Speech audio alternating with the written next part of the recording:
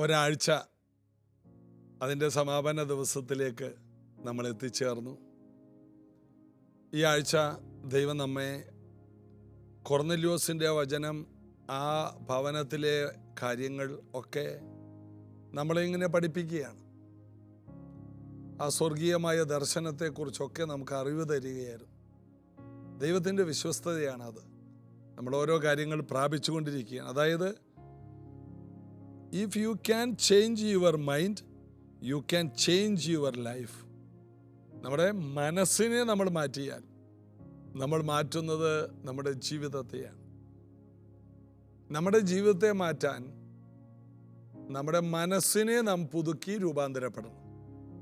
റോമാലേഖനം 12 പറയുന്നു, നന്മയും പ്രസാദവും പൂർണ്ണതയുമുള്ള. അപ്പം നന്മയുണ്ട്, ദൈവത്തിന് പ്രസാദമായിട്ടുള്ളതുണ്ട്, പൂർണ്ണതയുള്ളത്, പൂർത്തീകരണമുള്ള ദൈവഹിതം തിരിച്ചറിയാൻ മനസ്സ് പുതുക്കുക. നമ്മുടെ മനസ്സിനെ മാറ്റുമ്പോൾ നമ്മുടെ ജീവിതം മാറും. നമ്മുടെ മനോഭാവത്തെ തന്നെ നമ്മൾ മൊത്തം ആടിമുടി മാറ്റിക്കളയണം. നല്ല ചിന്തകൾ നമ്മുടെ മനസ്സിനെ നല്ല ജീവിതത്തിലേക്ക് കൊണ്ടുപോകും. നല്ല ഭാവി ചിന്തിക്കുന്നവർക്ക് നല്ല ജീവിതം ഉണ്ടാകും. മോശമായ ഭാവി ചിന്തിക്കുന്നവർക്ക് മോശമായ ഭാവി ഉണ്ടാകും. ചിന്തകൾക്ക് അത്രയും ശക്തിയുണ്ട്.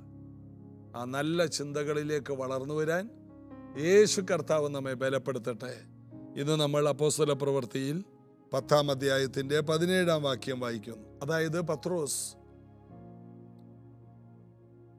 തോൽക്കൊല്ലനായ ശീമോന്റെ വീട്ടിൽ പാർക്കുന്നു. അദ്ദേഹത്തിൻ്റെ ഭവനത്തിലായിരിക്കുമ്പോൾ പത്രോസ് ആ കടൽപ്പുറത്തുള്ള ആ വീട്ടിൽ വെറുതെ ഇരിക്കുകയല്ല. മരിച്ച തബീതയെ ഉയർപ്പിച്ച ശേഷം വളരെ നാളുകൾ തോൽക്കൊല്ലനായ ശീമോന്റെ വീട്ടിൽ താൻ പ്രാർത്ഥനയിലാണ്. താൻ ഉപവാസത്തിലല്ല, താൻ പ്രാർത്ഥനയിലാണ്. ചിലർക്കൊരു തെറ്റിദ്ധാരണയുണ്ട്, പ്രാർത്ഥനയില്ലെങ്കിലും ഉപവാസം തുടരണമെന്ന്. അത് ആ വ്യക്തി കൊല്ലുകയാണ്. അത് അറിവില്ലായ്മയാണ്. പ്രാർത്ഥനയ്ക്ക് വേണ്ടിയാണ് ഉപവാസം, ഉപവാസത്തിന് വേണ്ടിയല്ല പ്രാർത്ഥന. കർത്താവിൻ്റെ മക്കൾ ഈ സത്യങ്ങൾ തിരിച്ചറിയണം. തോൽക്കല്ലനായ ശിമോന്റെ വീട്ടിൽ അദ്ദേഹം ഭക്ഷണം കഴിച്ചുകൊണ്ട് നാളുകളായിട്ട് പ്രാർത്ഥനയിലാണ്, വേദ പഠനത്തിലാണ്, ദർശനത്തിലും വെളിപ്പാടിലുമാണ്. ഒരാത്മനിയോഗത്തിലേക്ക് താൻ വളരുകയാണ്. അതുകൊണ്ട് നമുക്ക് കിട്ടുന്ന സമയങ്ങളിൽ എപ്പോഴും നമുക്ക് ഉപവസിക്കാൻ കഴിയില്ല, എന്നാൽ എപ്പോഴും നമുക്ക് പ്രാർത്ഥിക്കാൻ കഴിയും. എപ്പോഴും ഉപവസിക്കുന്നവന് ഒരു പുതിയ ജീവിതം ഉണ്ടാകും. പിന്നെ അവൻ ഇവിടെ ഇല്ല, അവൻ നിത്യതയിലേക്ക് പോകേണ്ടി വരും. കാരണം അവൻ അധികം ആയുസില്ല എപ്പോഴും ഉപവസിക്കുന്നവന്. എന്നാൽ എപ്പോഴും പ്രാർത്ഥിക്കുന്നവൻ തുറന്ന സ്വർഗത്തിൻ്റെ കീഴെയായിരിക്കും, ദർശനങ്ങളിലും വെളിപ്പാടിലായിരിക്കും. അങ്ങനെ പ്രാർത്ഥനയിൽ ഉറ്റിരുന്ന ആ പത്രോസ് സ്വർഗീയ ദർശനങ്ങൾ കണ്ടതാണ് കഴിഞ്ഞ ദിവസം നമ്മൾ കേട്ടത്. 3 പ്രാവശ്യം ഒരേ ദർശനമുണ്ടായി. സ്വർഗത്തിൽ നിന്ന് ഇറങ്ങി വരുന്ന ഭൂമിയിലുള്ള എല്ലാവിധ ഇഴജാതി, നാൽക്കാലി, പറവജാതി പാത്രം സ്വർഗത്തിലെയാണ്. തുറന്ന സ്വർഗത്തിൽ നിന്നാണ് വരുന്നത്, താഴോട്ടാ വരുന്നത്. അതിൻ്റെ അർത്ഥം ദൈവം ഭൂമിയിലുള്ള പലതിനെയും അംഗീകരിച്ചു കഴിഞ്ഞു. ഇനി നമ്മളും കൂടി ഒന്ന് അംഗീകരിച്ചാൽ മതി. ദൈവം അംഗീകരിച്ചതിനെ അശുദ്ധമെന്ന് പറയാൻ നമുക്ക് കഴിയില്ല. പലപ്പോഴും ദൈവം അംഗീകരിച്ചാലും നമ്മുടെ മതം, നമ്മുടെ അകത്ത് കയറി പിടിച്ചിരിക്കുന്ന ആ മതമുണ്ടല്ലോ, അത് പലതും അംഗീകരിക്കില്ല. നമ്മൾ പഠിച്ചു വന്നിരിക്കുന്നത്, നമ്മുടെ പൂർവികരുടെ സമ്പ്രദായം, നമ്മൾ പഠിച്ചു വെച്ച കുറേ കാര്യമുണ്ട്. അതിനെ പറയുന്നതാണ് മതം. കേട്ടും കണ്ടും ഒക്കെ നമ്മൾ വളർത്തിയെടുത്ത കുറേ പരിപാടികളുണ്ട്. അതിനെ വിളിക്കാൻ നമുക്ക് ഒരുമിച്ച് മതം എന്ന വാക്കിൻ്റെ അർത്ഥം അഭിപ്രായമാണ്. ഓരോ മതക്കാരും ഓരോന്നിനും ഓരോ അഭിപ്രായം പറഞ്ഞു. ചില മതങ്ങൾ പറഞ്ഞു ഇന്ന വസ്ത്രം ധരിക്കണം, വേറെ ചിലർ പറഞ്ഞു ഇന്ന വസ്ത്രം ധരിക്കരുത്, കൂട്ടത്തിൽ വേറെ ചിലതും ധരിക്കരുത്. ചിലർ പറഞ്ഞു ഇന്ന നിറമേ ധരിക്കാവൂ, വേറെ ചിലർ പറഞ്ഞു ഇന്ന രീതിയിലേ നടക്കാൻ പാടില്ല, മറ്റു ചിലർ പറഞ്ഞു ചെരുപ്പിടരുത്, വേറെ ചിലർ പറഞ്ഞു ചെരുപ്പിട്ടേ മതിയാകൂ. ഇങ്ങനെ മതങ്ങൾ തമ്മിൽ അഭിപ്രായ ഭിന്നതയുണ്ടായി മനുഷ്യർ എന്ത് ചെയ്യണമെന്നറിയാത്ത ഒരവസ്ഥയിലേക്കെത്തി. എന്നാൽ ഇതിനകത്ത് മതങ്ങളിൽ നിന്ന് മാർഗത്തിലേക്ക് മാറിയ പത്രോസുമാർക്ക് ഇതൊന്നും ഒരു വിഷയമല്ല. അവർക്ക് വ്യക്തമായ ദർശനങ്ങളും വ്യക്തമായ നിയോഗങ്ങളും കർത്താവ് കൊടുത്തുകൊണ്ടിരിക്കുന്നു. അതിൻ്റെ ഒരു ചരിത്രമാണ് നമ്മളിവിടെ വായിച്ചു കൊണ്ടിരിക്കുന്നത്. സ്വർഗീയമായ ഒരു ദർശനം ഒരു പ്രാവശ്യമല്ല, 2 പ്രാവശ്യമല്ല, 3 പ്രാവശ്യമുണ്ടായി. ഒരു പ്രാവശ്യം ഉണ്ടായാൽ അതിൻ്റെ അർത്ഥം ആ ദർശനം നടക്കാനുള്ളതാണ്. 2 പ്രാവശ്യം ഉണ്ടായെങ്കിൽ അതിൻ്റെ അർത്ഥം ആ ദർശനം വേഗത്തിൽ നടക്കുമെന്നുള്ളതാണ്. 3 പ്രാവശ്യമുണ്ടെങ്കിൽ അതിൻ്റെ അർത്ഥം ആ ദർശനം ഇന്ന് ആ കണ്ട ദിവസം തന്നെ നിറവേറുമെന്നാണ്. അതന്നങ്ങനെ സംഭവിച്ചു. പത്രോസ് രാവിലെ എഴുന്നേറ്റിട്ട് ഇത് മറന്നുകളഞ്ഞില്ല. തൻ്റെ ഉള്ളിൽ മനസ്സിനകത്തോട്ട് ഈ ദർശനം കൊണ്ടുവന്നു. ദർശനം എപ്പോഴും ആത്മാവിൽ കാണുന്നതാണ്, ആത്മവിവശതയിലൂടെ വന്നതുമാണ്. ആത്മാവിൽ കണ്ടതിനെ മനസ്സിലേക്കെടുത്തു. ദേഹം, ദേഹി, ആത്മാവ് ഒരുമിച്ചിപ്പോൾ ദർശനത്തിന് വേണ്ടി നിൽക്കുകയാണ്. നമ്മൾ പലതും കണ്ടാലും മനസ്സിലോട്ടും കൊണ്ടുവരില്ല, ജീവിതത്തിലേക്കും കൊണ്ടുവരില്ല. എന്നാൽ പത്രോസ് അത് കാര്യമായിട്ടെടുത്തു. ദൈവിക ദർശനങ്ങളെ കാര്യമായിട്ടെടുക്കാമോ? നിന്നോടുള്ള പ്രവചനത്തെ ഒന്ന് കാര്യമായിട്ടെടുക്കാമോ? എന്ത് ചെയ്യണം ദർശനം കണ്ടാൽ? ഹബക്കൂക്ക് 2-ാം അധ്യായത്തിൽ പറയുന്നുണ്ട്. അത് പറയുന്നതിന് മുമ്പ് അപ്പോസ്തല പ്രവൃത്തി 10 ഈ കണ്ട ദർശനം എന്തായിരിക്കുമെന്ന് പത്രോസ് ഉള്ളിൽ ചഞ്ചലിച്ചു കൊണ്ടിരിക്കുമ്പോൾ കൊർന്നല്യോസ് അയച്ച പുരുഷന്മാർ ശീമോന്റെ വീട് ചോദിച്ചുകൊണ്ട് പടിവാതിക്കൽ നിന്നു. പത്രോസ് എന്നു പേരുള്ള ശീമോൻ ഇവിടെ പാർക്കുന്നുണ്ടോ എന്ന് വിളിച്ചു ചോദിച്ചു. പത്രോസ് ദർശനത്തെക്കുറിച്ച് ചിന്തിച്ചു കൊണ്ടിരിക്കുമ്പോൾ കണ്ടോ, ആത്മാവ് അവനോട്, നീ 3 പുരുഷന്മാർ നിന്നെ അന്വേഷിക്കുന്നു, നീ എഴുന്നേറ്റ് ഇറങ്ങിച്ചെല്ലുക, ഞാൻ അവരെ അയച്ചതാകൊണ്ട് ഒന്നും സംശയിക്കാതെ അവരോടുകൂടെ പോവുക എന്ന് പറഞ്ഞു. പത്രോസ് ആ പുരുഷന്മാരുടെ അടുക്കൽ ഇറങ്ങിച്ചെന്നു. നിങ്ങൾ അന്വേഷിക്കുന്നവൻ ഞാൻ തന്നെ, നിങ്ങൾ വന്ന സംഗതി എന്ത് ചോദിച്ചു. അപ്പോൾ അവർ പറഞ്ഞു, കൊർന്നല്യോസ് അയച്ചതാണെന്ന് പറഞ്ഞു. ഞങ്ങളെ 3 പേരെയും പ്രത്യേകം അയച്ചതാണ്. അദ്ദേഹം നല്ല മനുഷ്യനാണ്. അദ്ദേഹത്തെക്കുറിച്ച് കുറേ കാര്യങ്ങൾ വിവരിച്ചു. അങ്ങനെ പത്രോസ് അവരുടെ കൂടെ ഈ വലിയ ദൗത്യത്തിന് വേണ്ടി പോകുന്ന ഒരവസ്ഥയാണ് നമ്മളിവിടെ കാണുന്നത്. അപ്പോൾ ദർശനം 3 പ്രാവശ്യം കണ്ടെന്ന് കരുതി അത് നമ്മുടെ മനസ്സിൽ കൊണ്ടുവരണം. അത് ചിന്തിച്ചുകൊണ്ടേയിരിക്കണം, ചിന്തയിലുണ്ടാകണം. അതിനെ, ആ ദർശനത്തെ ലൂക്കോസ് എഴുതി അല്ലേ? ഹബക്കൂക്ക് അതിനെക്കുറിച്ച് 2:2 പറയുന്നു, യഹോവ എന്നോട് ഉത്തരം അരുളിയത്, നീ ദർശനം എഴുതുക, ഓടിച്ച് വായിപ്പാൻ തക്കവണ്ണം അത് പലകയിൽ തെളിവായി വരയ്ക്കുക. നിന്റെ ദർശനം സ്വർഗീയമാണെങ്കിൽ അത് മനസ്സിലെ ചിന്തയല്ല, അത് ആത്മാവിൽ നിറഞ്ഞ് പ്രാർത്ഥിക്കുമ്പോൾ തുറന്ന സ്വർഗത്തിൽ നിന്നുണ്ടായതാണെങ്കിൽ എല്ലാം എഴുതി വെക്കരുത്, നീ അത് എഴുതണം.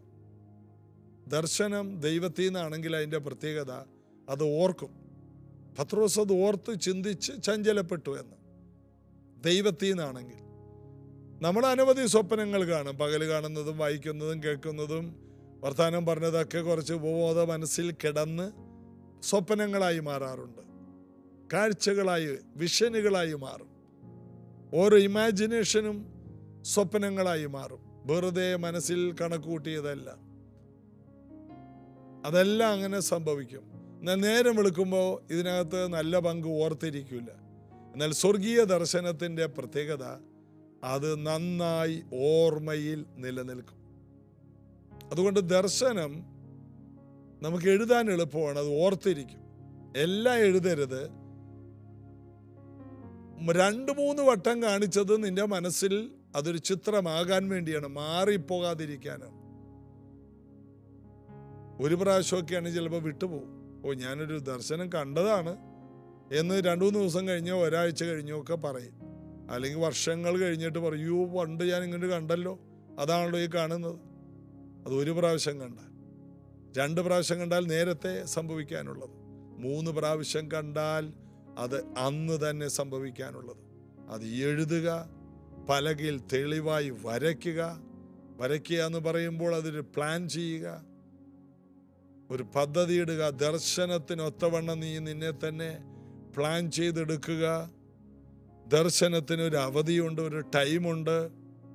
അത് അതിൻ്റെ പൂർണ്ണതയിലേക്ക് വരും. ദർശനത്തിൻ്റെ പ്രത്യേകത അത് വരും. അതൊരു നന്മയാണ്. നീ ഭാഗ്യവാൻ, നിനക്ക് നന്മ വരും എന്ന് ബൈബിളിൽ പറയുന്ന പോലെ ദർശനത്തിൻ്റെ പ്രത്യേകത അത് അതിൻ്റെ നിവർത്തിയിലേക്ക് വരും. അതാണ് ദൈവം ഒരു ദർശനം കാണിച്ചാൽ സംഭവിക്കുന്നത്. സമാപ്തിയിലേക്ക് ബന്ധപ്പെടുന്നു. അടുത്തത് സമയം തെറ്റില്ല. ദൈവിക ദർശനങ്ങൾ ദൈവിക സമയങ്ങളിൽ നിന്ന് ഇടത്തോട്ടോ വലത്തോട്ടോ മാറുകയില്ല. അത് വൈകിയാലും അതിനായി കാത്തിരിക്കുക. അത് നമ്മുടെ മനസ്സിന് തോന്നണോ, വൈകിപ്പോയല്ലേ, നമ്മുടെ പ്രായം ഇത്തിരി കൂടിപ്പോയില്ലേ, അത് നടക്കേണ്ട പ്രായം ഇതല്ല, ഞാൻ കണ്ടത് ആ ദർശനം ഇപ്പോഴല്ല, എന്നാൽ അത് വൈകിയെന്ന് തോന്നുന്നതാണ്. വൈകിയാലും അതിനായി കാത്തിരിക്കുക. അത് വരും, നിശ്ചയം താമസിക്കുകയില്ല. അടുത്തത് അതിൽ തന്നെ പറയുന്നു, എൻ്റെ നീതിമാൻ വിശ്വാസത്താൽ ജീവിച്ചിരിക്കും. 4-ാം വാക്യത്തിൽ നീതിമാനോ വിശ്വാസത്താൽ ജീവിച്ചിരിക്കും. ദർശനം നീ എഴുതി വെച്ച് അത് കണ്ടുകൊണ്ടിരിക്കണം. ഒരു ദിവസം അതങ്ങനെ തന്നെ സംഭവിക്കും. കുഞ്ഞുങ്ങളുടെ ഭാവി, കുഞ്ഞുങ്ങളുടെ നല്ല ശോഭനമായ ജീവിതം, ഇതെല്ലാം ദൈവത്തിൽ നിന്ന് പ്രാപിച്ച് കാണുക. നാളെ നിങ്ങൾ സാക്ഷ്യം പറയും, ഞാനത് കണ്ടതാണ്. നാളെ നിങ്ങൾ എന്നോട് പറയും, ബ്രദറെ ഞാനത് കണ്ടതാ, വ്യക്തമായി കണ്ടതാ, ഞാൻ പലവട്ടം കണ്ടതാണ്. അത് പലവട്ടം കാണിക്കുന്നത് നടക്കാൻ തന്നെയാണ്. ഒരേ പ്രവചനം പല ദൈവദാസന്മാരിലൂടെ കേട്ടെങ്കിൽ അത് നടന്നിരിക്കും. ഒരേ ദൂത് തന്നെ പല പ്രോഫറ്റുകൾ വന്ന് പറഞ്ഞെങ്കിൽ അത് സംഭവിക്കും. അത് കേട്ടുകൊണ്ടേയിരിക്കുന്നെങ്കിൽ അത് ആ ദിവസങ്ങളിൽ തന്നെ നടക്കാൻ പോവുകയാണ്. അത് സമാപ്തിയിലേക്ക് ബന്ധപ്പെടുന്നു. അത് താമസിക്കുകയില്ല. എൻ്റെ നീതിമാൻ വിശ്വാസത്താൽ ജീവിക്കും. നമുക്ക് ജീവിക്കാൻ കഴിയും, നമുക്ക് കാണാൻ കഴിയും, നമുക്കത് പ്രാപിച്ചെടുക്കാൻ കഴിയും. കർത്താവിൽ നമുക്ക് അടിയുറച്ച് വിശ്വസിക്കാം. ഞാൻ കണ്ട ദർശനങ്ങൾ, ഞാൻ കണ്ട സ്വപ്നങ്ങൾ സ്വർഗീയമായവ, അതെനിക്ക് വേണം.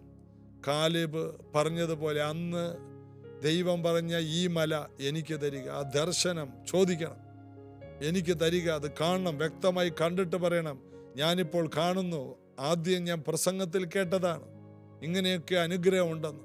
ഇപ്പോൾ ഞാനതിൻ്റെ അരികിലെത്തുമ്പോൾ ഉണ്ടാകുന്നതാണ് ദർശനം. വ്യക്തമായിട്ട് കാണാം, ദർശനം വ്യക്തമായിട്ട് കാണാം. നമ്മൾ അതിൻ്റെ അടുത്തെത്തി എന്നർത്ഥം. ഒരു കാര്യം ദർശനത്തിൽ കണ്ടാൽ അതിൻ്റെ അർത്ഥം അത് വളരെ ദൂരെയല്ല, അതിൻ്റെ അരികിൽ നമ്മൾ എത്തിക്കഴിഞ്ഞു, ഇനി പിടിച്ചാൽ മതി. ഇതാ പത്രോസ് ആ ദർശനത്തിൻ്റെ അരികിലെത്തി, കൈസരിയിലേക്ക് പോവുകയാണ്. അവന് മനസ്സിലായി, ഇന്ന് അത് ഞാൻ സ്വന്തമാക്കും, ഇന്ന് ഞാനത് കാണും, ഇന്ന് ആ വിടുതൽ എനിക്ക് കാണാൻ കഴിയും. ദൈവം വർഷങ്ങളായിട്ട് പദ്ധതിയിടുന്ന പദ്ധതി ജാതികളുടെ വാതിൽ തുറക്കുന്നു. സ്വർഗം ജാതികളെ അംഗീകരിക്കുന്നു. യഹൂദനോ യവനനോ രണ്ടുപേര് രണ്ടല്ല ഒന്നാണെന്ന് ആ ഒരു വലിയ പദ്ധതിയെ, ഒത്തിരി പേര് എതിർക്കുന്ന വിമർശിക്കുന്ന പദ്ധതിയെ കാണാൻ പത്രോസിനിതാ സ്വർഗം വാതില് തുറന്ന് കൊടുക്കുകയാണ്. ഇതുപോലെ തൊട്ടരികിലെത്തിയ ദർശനങ്ങളെ പിടിച്ചു വാങ്ങുക. കാലേബനെ പോലെ എനിക്ക് വേണമത്, ഞാനതിനെ പിടിച്ചെടുക്കും. അപ്പോൾ ദർശനം എന്ത് ചെയ്യണം? ദർശനം എഴുതുക, ദർശനം ധ്യാനിക്കുക, ദർശനം പറയുക, ദർശനത്തിനൊത്തവണ്ണം ചുവട് വെക്കുക. ഒന്നുകൂടി പറയാം, ദർശനം എഴുതണം, ദർശനം ധ്യാനിക്കണം, ദർശനം പറയണം, ദർശനത്തിനൊത്തവണ്ണം ചുവട് വെക്കണം. നിശ്ചയമായിട്ടും ആ കൊർന്നല്യോസിൻ്റെ വീടെന്ന ആ സ്വർഗീയമായ അനുഭവത്തെ നിങ്ങൾക്ക് സ്വന്തമാക്കാൻ കഴിയും. കർത്താവ് അനുഗ്രഹിക്കട്ടെ. പ്രാർത്ഥിക്കാം. യേശുവേ, ഇന്ന് ഞങ്ങൾ കേട്ടതുപോലെ ഞങ്ങൾക്ക് വേണ്ടി വെച്ചിരിക്കുന്ന അനുഗ്രഹത്തിൻ്റെ വീടുകൾ, വാതിലുകൾ, നന്മകൾ, സമൃദ്ധികൾ, ഉയർച്ചകൾ, അതിലേക്ക് ദർശനം കണ്ട് അതിനെ ധ്യാനിച്ച് അത് വിശ്വാസത്താൽ പറഞ്ഞ് അതിലേക്ക് ചുവടുവെക്കാൻ ഞങ്ങളെ സമർപ്പിക്കും. കേൾക്കുന്നവർക്കെല്ലാം സ്വർഗീയ അനുഭവങ്ങൾ ഇന്ന് മുതൽ ഉണ്ടാകട്ടെ, സൗഖ്യങ്ങൾ ഉണ്ടാകട്ടെ, സമൃദ്ധി ഉണ്ടാകട്ടെ. ഈ ആഴ്ച വേണ്ട എല്ലാ അനുഗ്രഹങ്ങളും ഈ കുടുംബങ്ങളുടെ മേൽ വരട്ടെ, യേശുവിൻ നാമത്തിൽ. ആമേൻ. യേശു കർത്താവിൻ്റെ വലിയ കൃപയിൽ നമുക്ക് ശക്തിപ്പെടാം. നാളെ ഞായറാഴ്ച രാവിലെ 8 മണിക്ക് അനുഗ്രഹിക്കപ്പെട്ട സഭായോഗമുണ്ട്. ഒരുമിച്ച് നമുക്ക് കർത്താവിനെ ആരാധിക്കാം. തിങ്കളാഴ്ച മുതൽ ജീസസ് എവരിഡേ എന്ന ഈ പ്രോഗ്രാം തുടരുന്നതാണ്. അപ്പോസ്തല പ്രവൃത്തി നമുക്ക് അനുഗ്രഹീതമായ നിലയിൽ തന്നെ പഠിക്കാം, പ്രാപിച്ചെടുക്കാം. God bless you. സുന്ദരനേ, അതിശയനേ, മഹോന്നതനേ, എൻ പ്രിയനേ, സുന്ദരനേ, അതിശയനേ, മഹോന്നതനേ, എൻ പ്രിയനേ, സുന്ദരനേ, അതിശയനേ, മഹോന്നതനേ, എൻ പ്രിയനേ, സുന്ദരനേ, അതിശയനേ, മഹോന്നതനേ, എൻ പ്രിയനേ.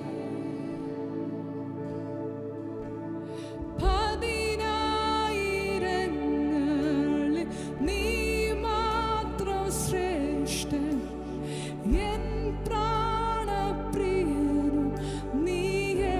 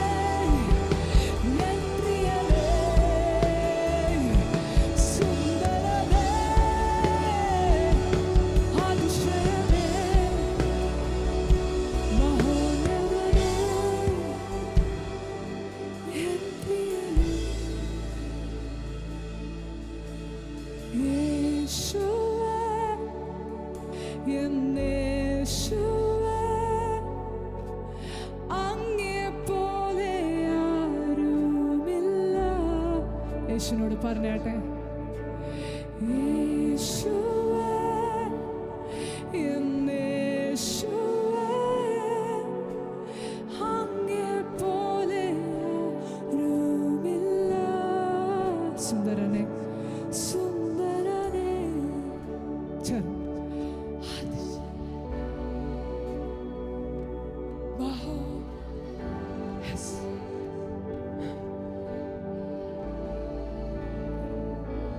സുന്ദരൻ,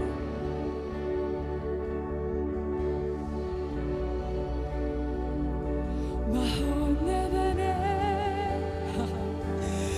എൻ പ്രിയനെ, സുന്ദരനെ, സുന്ദരനെ, അതിശയനെ,